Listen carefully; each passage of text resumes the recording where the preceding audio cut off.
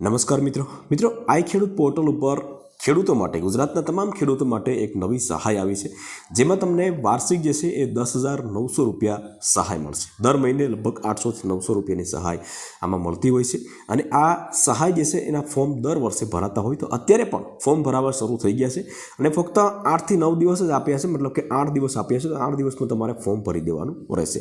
સહાયનું નામ છે ગાય નિભાવ સહાય યોજના। જો તમે ખેતી કરતા હોય, પ્રાકૃતિક ખેતી કરતા હોય અને ગાય હોય તમારે તો તમે આમાં ચોક્કસથી ફોર્મ ભરી શકો છો મિત્રો, પરંતુ એના નિયમો, એના ક્રાઇટેરિયા શું છે તેના વિશે વિગતવાર વાત કરીશું। આપણે આ વિડીયોના માધ્યમથી આપણે આટલી બાબતો જાણીશું કે આ યોજનાનો લાભ કોણ કોણ લઈ શકશે, યોજના માટેનું ફોર્મ ક્યાંથી ભરવું, ડોક્યુમેન્ટ શું જોશે, નિયમો શું છે અને ફોર્મ ભરવાની છેલ્લી તારીખ કઈ છે, વિગતવાર વાત કરીશું મિત્રો।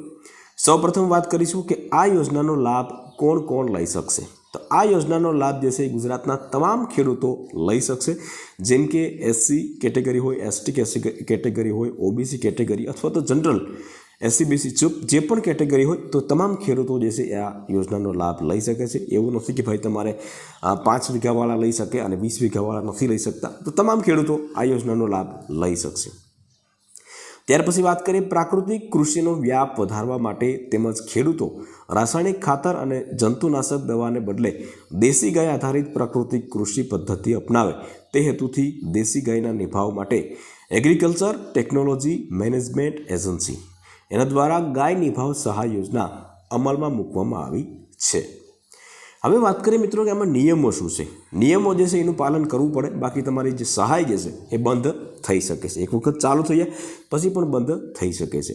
આ યોજના અંતર્ગત દેશી ગાય આધારિત સંપૂર્ણ પ્રાકૃતિક ખેતી કરતા ખેડૂત કુટુંબને ગાય માટે નિભાવ ખર્ચ તરીકે દર મહિને 900 રૂપિયા આપવામાં આવે છે અને વાર્ષિક જે છે એ 10,800 રૂપિયાની સહાય મળવા પાત્ર હોય છે। મતલબ કે દર મહિને તમારા ખાતામાં 900 રૂપિયા જમા થાય છે। ખેડૂત પાસે આઈડેન્ટિફિકેશન ટેગ સહિત દેશી ગાય હોવી જોઈએ। આઈડેન્ટિફિકેશન ટેગ જે છે એ પીળા કલરનો જે કાન ઉપર મારવામાં આવે છે, બરાબર, તો એ હોવો જોઈએ એમાં છે અને તેમના છાણ અને મૂત્રથી ઓછામાં ઓછા 1 એકરમાં પ્રાકૃતિક ખેતી કરતા હોવા જોઈએ। 1 એકર મતલબ કે 2.5 વીઘામાં તમે પ્રાકૃતિક ખેતી કરતા હોવા જોઈએ। જે જીવામૃતથી આપણે જે ખેતી કરીએ છીએ એમાં જે આપણે આ પેસ્ટિસાઇડ ખાતરોનો ઉપયોગ નથી કરતા, તો એવી 2.5 વીઘામાં તમારે ખેતી હોવી જોઈએ। આ યોજનાનો લાભ મળ્યાથી ખેડૂત રાસાયણિક ખાતરનો ઉપયોગ કરતા માલુમ પડશે તો સહાયની રકમ બંધ કરી દેવામાં આવશે। જો કોઈ પણ સંજોગોમાં દેશી ગાયનું મૃત્યુ થઈ ગયું હોય, ગાય વેચી નાખવામાં આવે તો પ્રાકૃતિક ખેતી બંધ કરવામાં આવે, તેવા સંજોગોમાં સહાયની રકમ પણ બંધ કરી દેવામાં આવે છે। આ યોજનાનો લાભ એક ખાતા દીઠ એક જ વ્યક્તિને મળશે।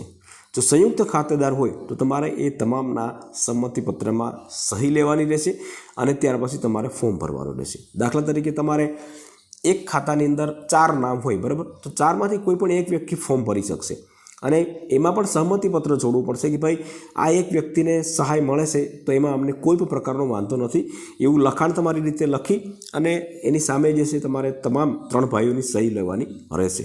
તો આ પ્રમાણે તમારે સંમતિપત્ર પણ છોડવાનું રહેશે। ત્યાર પછી વાત કરીએ મિત્રો કે યોજનામાં લાભ લેવા માટે જરૂરી ડોક્યુમેન્ટ। યોજનામાં લાભ લેવા માટે જરૂરી ડોક્યુમેન્ટ સૌપ્રથમ એસસી એસટી કેટેગરીના હોય તો એને જાતિનો દાખલો આપવાનો રહેશે, આધાર કાર્ડ, રાશન કાર્ડ, 7/8ની નકલ નવી કઢાવેલી, મતલબ કે 3 મહિના પહેલાંની કઢાવેલી હોવી જરૂરી છે, વર્ષ 2 વર્ષની નહીં ચાલે। સંયુક્ત ખાતાના કિસ્સામાં સંમતિપત્ર જોડવું જરૂરી છે।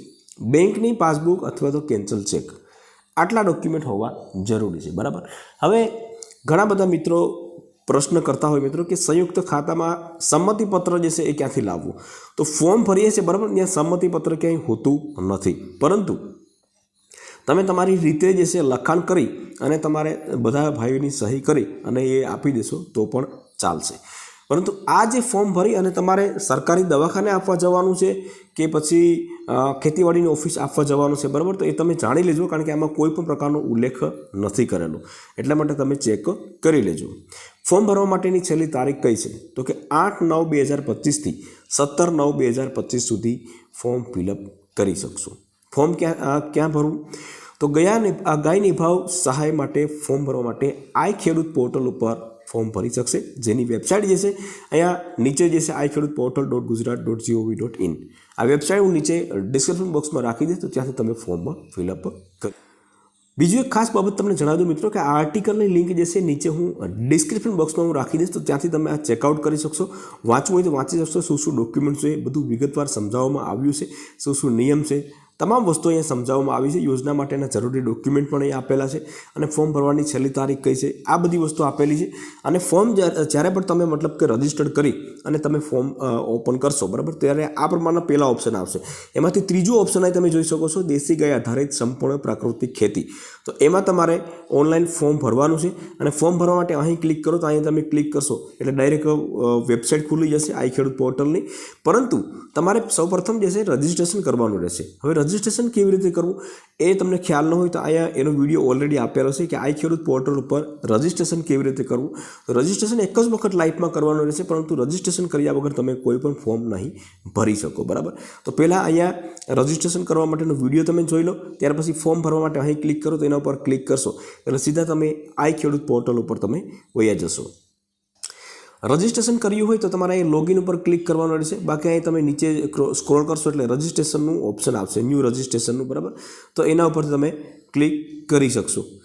તો આ પ્રમાણે મિત્રો ગાય સહાય યોજનાનો 17 તારીખ સુધી ફોર્મ ભરી શકાય છે. વિડીયો ગમ્યો હોય તો વિડીયોને એક લાઇક જરૂરથી કરી લેજો, શેર કરજો અને ચેનલ ઉપર નવા આવ્યા હોય તો ચેનલને સબસ્ક્રાઈબ જરૂરથી કરી લેજો.